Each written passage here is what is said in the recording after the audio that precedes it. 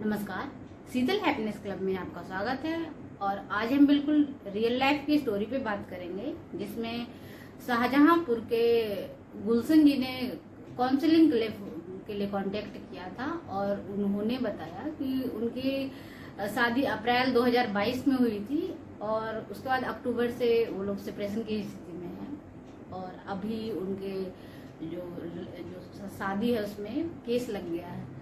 तो उन्होंने काउंसलिंग के लिए फ़ोन किया था कि मैडम मतलब मैं मेंटल बहुत ज़्यादा डिस्टर्ब हो गया हूँ।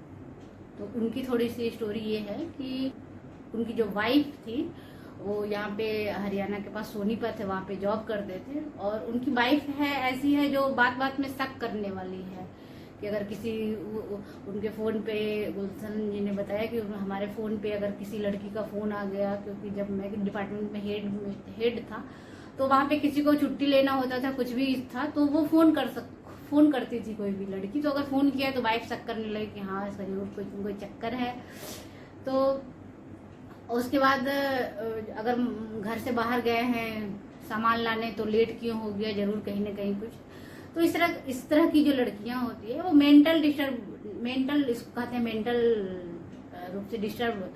और ऐसी लड़कियों का या ऐसे लड़कों का कोई इलाज नहीं है, बस पार्टनर चेंज करना ही उपाय है। अगर किसी को ऐसी लड़की से शादी हो गया है या किसी को ऐसे लड़के से शादी हो गया है जो हर बात पे ये शक कर रहा है, मार्केट भी गए हो तो अपने बॉयफ्रेंड से मिलने गए हो, गर्लफ्रेंड से मिलने गए हो, तो ऐसे इस तरह के रिलेशनशिप में आप मतलब जो गुलशन जी 25 साल के हैं, अगले वो 60 साल तक कैसे रह सकते हैं। तो ऐसे रिलेशनशिप को तो जितनी जल्दी खत्म हो जाए वही अच्छा है आपके लिए। और तो जो उनका जो रिलेशन इस चीज को आधार बना के उनकी वाइफ है जो अपने भाई के साथ अपने मायके चली गई और वहां पे अपने मायके वाले को बहुत सारा शिकायत लगा दिया कि हाँ ये तो लड़का ऐसा है वैसा है। और उसके जो फादर थे, लड़की के जो फादर थे वो एसआई थे। एसआई तो खुद को 30 मार खा समझेगा। उसने लड़के पर दहेज का केस लगा दिया और भी कई तरह के एलिगेशन लगाए उस पर कि इसकी इनकम है जो लगभग 1.25 लाख पर मंथ है, जबकि उतना है नहीं, वो प्राइवेट बैंक में जॉब कर रहे हैं तो उतनी इनकम उनकी है नहीं। तो उसने ये भी आरोप लगाया एसआई ने कि इसकी इनकम 1.25 लाख है तो इसमें हमारी बेटी को है जो उसमें गुजारा भत्ता मिलना चाहिए। तो और जिसमें अभी 1 सप्ताह पहले इन्होंने काउंसलिंग के लिए जब फोन किया था तो उस दिन उनकी कोर्ट में डेट हाजिरी लगने वाली थी। तो उस दिन मैंने ये उनसे बताया कि आप अपनी वाइफ से मिलिए, और मतलब बोली कि वाइफ ने अपना फोन गुस्से में तोड़ दिया है तो वाइफ से बात नहीं हो पाती है और गांव में रहती है तो हम दूसरा फोन जाके दे भी नहीं सकते हैं। तो मैं भी नहीं समझ पा रहा हूँ कि वाइफ आखिर क्या चाहती है। और तो उस दिन जब काउंसलिंग में हमने उनको कुछ पॉजिटिव करने की बात कही कि आप कृतज्ञता वाली फीलिंग में आइए, हो सकता है कि चीजें सही डायरेक्शन में जाए। तो उन्होंने 2-4 दिन ऐसा अभ्यास किया कृतज्ञता वाला। और उस दिन जब उनकी कोर्ट में डेट लगी थी, वाइफ आई थी, तो उन्होंने बताया कि वो उस दिन जब फोन किया तो बताया कि वो लड़की जो थी जो उनकी वाइफ थी वो साथ में खाया, सब कुछ किया, लेकिन कोर्ट में जाकर उसने बयान दे दिया कि हमको अपने हस्बैंड पर विश्वास नहीं है और हम इसके साथ नहीं रह सकते। और इसके बाद ही है जो कोर्ट आगे दूसरी जगह पे केस ट्रांसफर हो गया। नेक्स्ट डेट इन लोगों को दे दिया गया। तो मतलब लड़कियां या लड़के कितने पागल हो सकते हैं, जब इन लोगों की स्टोरियां आती है सामने तो मुझे पता चला। और गुलशन जी का जो केस में जो बेस्ट सॉल्यूशन है कि नए पार्टनर को मैनिफेस्ट करना है, और उनको भी यही हमने सलाह दिया कि आपको एक नया पार्टनर मैनिफेस्ट करना है। और नए पार्टनर मैनिफेस्टेशन के लिए हमारे चैनल पे जितने टेक्निक हमने ऑलरेडी बता रखे हैं, आप उसमें से कोई 2 टेक्निक अपनाकर अपने लाइफ में एक बिल्कुल ही अपने जैसी सोचने वाली, बिल्कुल ही एक कहते हैं स्वतंत्र विचार वाली, मतलब मैंने कई जगह पे कहा है कि पार्टनर, जोसेफ मर्फी ने कहा है कि पार्टनर को बदलने की हमारी जो इच्छा है, हम ये चाहें कि शादी के बाद पार्टनर हमारा बदल जाए, तो ये बिल्कुल बहुत ही मूर्खतापूर्ण है। तो आप शादी से पहले जो भी जितना जज आपको चेक करना है सब पहले ही कर लीजिए। और जो इनको भी मैंने यही सलाह दिया कि आप नए पार्टनर मैनिफेस्टेशन में लगिए और खुद को इतना इन्वॉल्व कर लीजिए सेल्फ लव और पार्टनर मैनिफेस्टेशन में कि आपके दिमाग में ये चीजें आए ही नहीं कि मेरे साथ ही ऐसा क्यों हुआ। जब इस तरह की लाइफ में सिचुएशन आता है तो हम खुद पे क्वेश्चन करते हैं या ऊपर वाला पे क्वेश्चन करते हैं कि आखिर ऐसा सिचुएशन तुमने मेरे ही लाइफ में क्यों डाला। तो इसका बेसिक सा जवाब है कि ईश्वर उन्हीं कंधों पर परेशानियां डालता है जिसमें सहने की ताकत होती है। अगर कमजोर बंदे पे, कमजोर लोगों पे परेशानियां डालेगा तो वो ऑलरेडी परेशान है, वो पार हो जाएंगे। तो अगर लाइफ में हमारे प्रॉब्लम्स आ रहे हैं तो वो हम जब उस सिचुएशन से निकलते हैं तो हम एक बहुत ही परिपक्व, बहुत ही सुलझे हुए इंसान होते हैं। वो अपने लाइफ में हर जो भी डिसीजन लेगा वो बहुत ही ज़्यादा उम्दा किस्म का होगा, चाहे वो कैरियर, हर चीज़ को लेकर। इसलिए जब भी लाइफ में सिचुएशन आए तो खुद को कहते हैं ना कि शाबाशी दो कि हम में इतनी ताकत है कि वो उसे भी विश्वास है कि इसको प्रॉब्लम अगर देंगे तो ये झेल लेगा। और तो अभी गुलशन जी आपको नए पार्टनर मैनिफेस्ट करना है और उसके लिए आप राइटिंग प्रैक्टिस कीजिए कि आपको पहले लिखिए एक कि माई वाइफ, और उसमें लिखिए कि आपके वाइफ के अंदर कौन कौन सी क्वालिटी होनी चाहिए।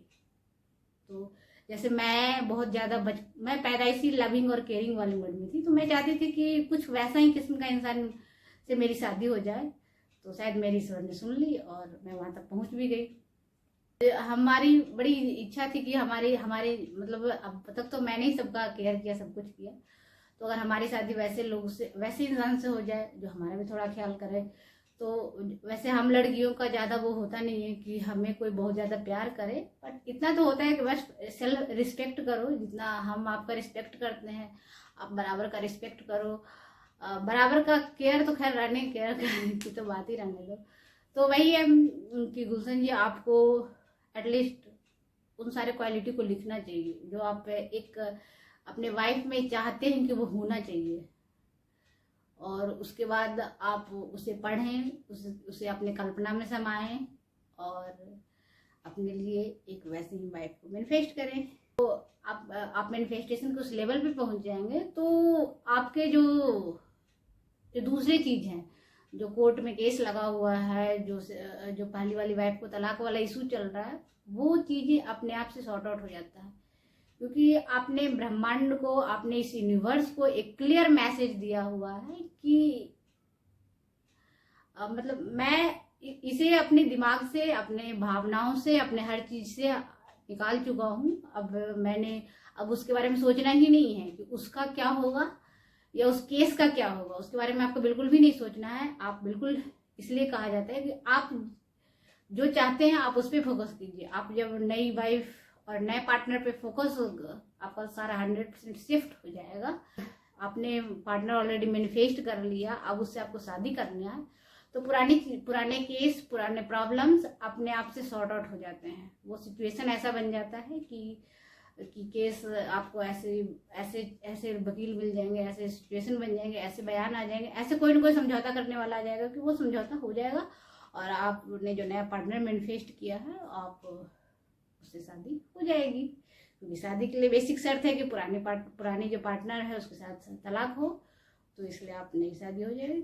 और ये वीडियो उन सारे लोगों के लिए है जो टॉक्सिक रिलेशन से निकलना चाह रहे हैं, उन सारे लोगों के लिए है जो ये समझ ही नहीं पा रहे हैं कि डाइवोर्स जैसी चीजें हमारे लाइफ में क्यों आ गई। एटलीस्ट हमारे ऑडियंस में कई सारे ऐसे लोग हैं जो इस दर्दनाक फेज से गुजर रहे हैं, बट ये लाइफ का एक फेज है, आप इससे निकलिए। वो पुराने जो टॉक्सिक रिलेशंस होते हैं, चाहे वो इस तरह की जो भी चीजें रिलेशन होते हैं, उसको कैरी फॉरवर्ड करना। एक जनरेशन जो पहले की चीजें थी, वहाँ पे लोग कैरी फॉरवर्ड ढो लेते थे, उसको कहते हैं ढोना, कैरी फॉरवर्ड करना। चलो कोई नहीं, अब शादी हो गई, इसको झेल लेते हैं। लेकिन क्यों आज हमारे पास ऑप्शन है, तलाक इसलिए तलाक बुरा नहीं है, तलाक अच्छा है, क्योंकि तलाक है तभी तो हमारे पास ऑप्शन है कि वो बुरा जो पुरानी जो पार्टनर है वो जाए और नया आ जाए। एक जो हमारे लाइफ का सोचने और समझने का तरीका होना चाहिए कि हमारे लाइफ में जो होता है, जो भी होता है, सब अच्छे के लिए होता है। और इस चीज को हम जितना जल्दी मान लेंगे, जितना जल्दी हम अपने सबकॉन्शियस में बैठा लेंगे, उस टाइम के लिए वो लगता है कि ये बहुत मेरे साथ बुरा हो रहा है, मेरे साथ ज्यादती हो रहा है। जब गुलशन जी की बात करें तो उनका जो फादर इन लॉ है इतना ज्यादा मतलब बिगड़ैल होता है कि सीधे मुंह से बात नहीं करता है। ऐसे इंसान को जब भी बात करेगा तो गाली गलौज से ही बात करेगा। वैसा इंसान आपके संबंध में क्यों जुड़ा हुआ रहेगा? जो सीधे मुंह से कभी बात ना कर पाए, उसके मुंह से हमेशा गाली ही फूटती है। भाई तुम ऐसा ही हो अपने ऑफिस में, घर में और रिश्तों में कोई ऐसा ही नहीं होता। कोई ऊपर नहीं होता और कोई नीचे भी नहीं होता। रिश्ते तभी चलते हैं जब आपसी अंडरस्टैंडिंग मैच करती है और हम लिबरल होते हैं। अगर उसे अपनी बेटी का घर बसाना होगा तो वो लिबरल होगा। हमें खुद को देखना है, खुद को रिस्पेक्ट करना है, खुद को बचाना है। और इसको बचाने के चक्कर में हमें कभी ये नहीं देखना है कि हमें जब कोई भी काम कर रहे हैं तो हमें देखना है कि हमारा सेल्फ रिस्पेक्ट हर्ट ना हो, पहली चीज है। और हम जो भी कर रहे हों, चाहे शादी कर रहे हों, कैरियर चूज कर रहे हों, जो भी कर रहे हैं अपने लाइफ में, हम जब आगे जब एक स्टेप आगे बढ़ जाए तो हमें दुख ना हो। एटलीस्ट दुनिया जाए, कहते हैं उसको, दुनिया जाए तेल लेने, उसको अगर तकलीफ हो भी रही है मेरे डिसीजन से तो होने दो। कभी कभी होता है कि हमारे पेरेंट्स या जो भी हमारे गार्जियनशिप में होते हैं तो उन्हें बड़ी तकलीफ होती है कि इसे ऐसा नहीं करना चाहिए, इसे ऐसा करना चाहिए। उन्हें लगता ही नहीं कि ये भी पॉसिबल है। उन्हें लगता है हमने जो दुनिया देखी है, हम जो चीजें को जानते हैं बस वही है, बाकी तो कुछ है ही नहीं। तो वैसे में जब आपका दिल गवाह दे रहा है कि आप इस चीज में आगे बढ़िए, हमें उस चीज में आगे बढ़ना चाहिए। हमेशा अपने दिल की सुनिए, और जब आप दिल की सुनेंगे तो आप लाइफ में हमेशा खुश रहेंगे। किसी भी मोमेंट में, चाहे आप महल में रह रहे हो, आप झोपड़ी में रह रहे हैं, आप छोटे घर में रह रहे हैं, इट्स डजंट मैटर, कोई मैटर नहीं करता। आप बस अपने मर्जी की लाइफ कि आप खुद से पूछिए कि आप अपनी मर्जी की लाइफ जी पा रहे हैं। यदि आपको जवाब मिलता है कि हाँ आप अपनी मर्जी की लाइफ जी पा रहे हैं, देन फाइन। आपसे खुशकिस्मत वाला इस दुनिया में कोई भी नहीं है। आई थिंक गुलशन जी के माध्यम से मैं सबको, उन सारे भाइयों को, उन सारे बहनों को समझा पाई हूँ कि लाइफ का एक फेज खत्म होने से चीज़ें खत्म नहीं हो जाती। वो चीज़ें हमारे ग्रोथ के लिए आती है ताकि हम उससे निकले और एक एडवांस फ्यूचर बने। और हम ह्यूमन बीइंग की फितरत है कि जब तक हमारे लाइफ में मुश्किल नहीं आएगा, हम खुद को जो भी ध्यान, मेडिटेशन, पूजा पाठ, खुद की हीलिंग पे कभी काम ही नहीं करेंगे। तो इसलिए ये सब चीज़ें आता है तो आने दीजिए, उससे सहर्ष स्वीकारिए कि हाँ आओ, मेरे ही लाइफ में आओ और मुझे ही सशक्त बनाओ, क्योंकि तुमने मुझे पैदा ही इसलिए किया है कि मैं इतना ज़्यादा सशक्त बन सकूँ। सो मुझे इतना ध्यान से सुनने के लिए थैंक यू सो मच। और यदि आप मेरे चैनल पर नए हैं तो please like, subscribe and share.